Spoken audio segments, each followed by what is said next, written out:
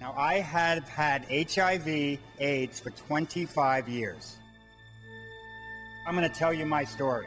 When I heard the infection rates, and I heard that it's all increasing, that more people are getting HIV than ever, I was stunned. Everyone knows here about HIV, right? Everyone has been taught here about the virus. You've been told about using condoms, and you know that abstinence is the only way you're not going to definitely get the virus. You know all that, right? So what I'm going to be talking about are the moments and the feelings that lead up to the reasons why you guys make the wrong choices. So I was born in Brooklyn in 1954. I discovered there was something different about it because I realized that I was gay.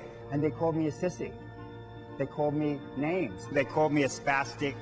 They called me a jerk. They called me a queer. So I would walk down the street and people would hit me. They'd beat me up.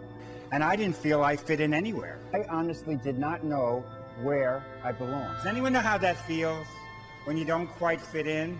I used to cut myself because I felt so unhappy, because I felt so different. I felt like a freak. I didn't have any friends. I smoked pot. I started drinking, and I started cutting school. I just wasn't happy. I hated myself.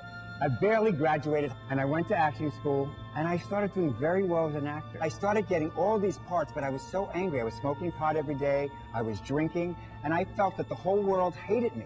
There was a lot of clubs in the village that you were able to have anonymous sex, and I would go to those clubs. I made the wrong choices, as I'm trying to tell you, because I felt left out. So the life lesson I want you to learn from this is to ask for help. That's what I didn't do. I was in so much pain.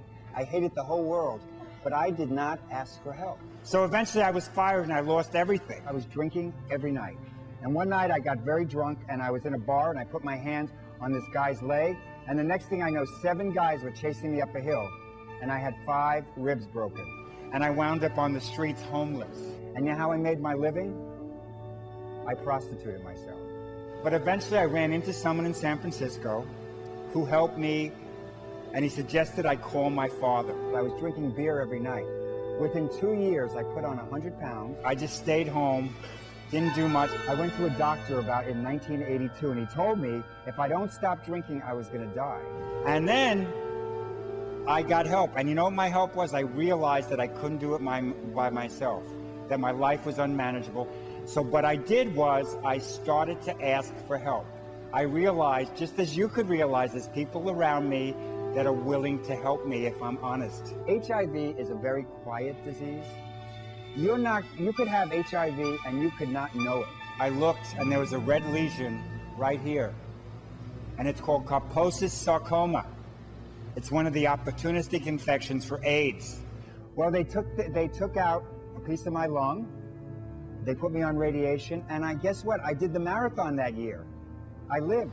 My doctor says that he has trouble believing it, that it worked, but it did. But I still had AIDS. So I wasn't drinking anymore, and I had a new life, and I believed in something greater. I found spirituality, I found love, and I found myself.